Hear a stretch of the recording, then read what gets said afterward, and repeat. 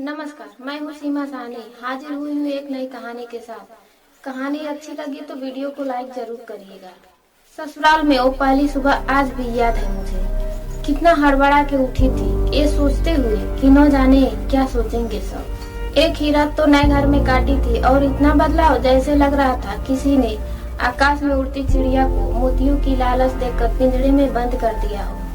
शुरू के कुछ दिन तो यूं ही गुजर गए। हम घूमने बाहर चले गए, वापस आए तो सासू माँ के आंखों में प्यार देखा, लेकिन मेरे लिए नहीं, अपने बेटे के लिए ऐसा लगा मुझे। सोचा नया नया रिश्ता है, एक दूसरे को समझने में देर लगेगी, लेकिन समय ने जल्दी ही ये एहसास करा दिया कि ये मायका नहीं ससुराल है। सोचा शायद नया नया रिश्ता है, एक दूसरे को समझने में देर लगेगी, लेकिन समय ने जल्दी ही ये एहसास करा दिया कि मैं यहाँ बहू हूँ। जैसे चाहूँ वैसे नहीं रह सकती। कुछ कायदा और मर्यादा है जिसका पालन करना होगा मुझे। धीरे धीरे बात करना, धीरे से हंसना, सबके खाने के बाद खाना, ये सब आदतें अपने आप ही आ गई। घर में माँ से भी बात कभी कभी होती थी। धीरे धीरे पीहर की याद सताने लगी। ससुराल में पूछा गया तो कहा गया अभी नहीं, कुछ दिन बाद। जिस पति ने कुछ दिन पहले मेरे माता पिता से ये कहा था पास में ही है, कभी भी आ जाएंगे, उनके भी सुर अब बदले हुए थे। अब धीरे धीरे समझ में आ रहा था शादी कोई खेल नहीं, इसमें घर ही नहीं बदलता, लड़की का पूरा जीवन ही बदल जाता है। आप कभी भी यूं ही अपने मायके नहीं जा सकती, यहाँ तक कि आपके मायके वाले बिना पूछे नहीं आ सकते। मायके का वो बेबाक हंसना, झूठे मुंह रसोई में जाना, कुछ भी छूना, जब चाहे उठना, सोना, नहाना, ये सब बस अब यादें ही रह गई।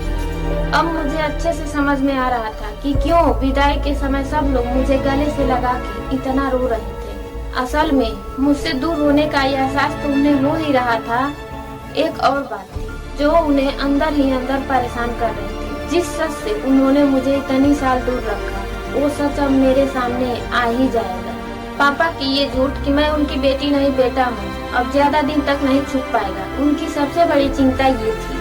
अब उनका ये बेटा जिसे कभी बेटी होने का ये एहसास ही नहीं कराया था, जीवन के इतने बड़े सच को कैसे स्वीकार करेगा। माँ को ये चिंता थी कि उनकी बेटी कभी एक गिलास पानी नहीं उठाया, वह इतने बड़े परिवार की जिम्मेदारी कैसे उठाएगा। सब इस विदाई और मेरे पराये होने का मर्म जानते थे सिवाय मेरे। इसीलिए सब ऐसे रो रहे थे जैसे मैं डोली में नहीं अर्थी में जा रही। आज मुझे समझ में आया कि उनका रोना गलत नहीं था। हमारे समाज का नियम ही ये है कि एक बार बेटी डोली में विदा हुई तो वो मेहमान ही होती है घर की। फिर चाहे कोई कितना भी कह ले कि आज भी ये घर तेरा है, सच तो ये है कि यूं ही उस घर में नहीं आ सकती जिस घर को वो मायका करती है। हजारों समस्याओं या परेशानी आने पर भी उसी को हल करना है, हंसते हुए, गम छुपाते हुए। क्या ये तपस्या से कम है? अनजान जगह को सुधार कर अच्छा बनाने का काम करना, क्या कहेंगे आप? तो कहानी यहीं पे खत्म होती है। वीडियो अच्छी लगी तो वीडियो को लाइक करिए, चैनल को सब्सक्राइब करिए और वीडियो को हर जगह शेयर करिए। तो मिलते हैं एक नई कहानी के साथ, तब तक के लिए नमस्कार।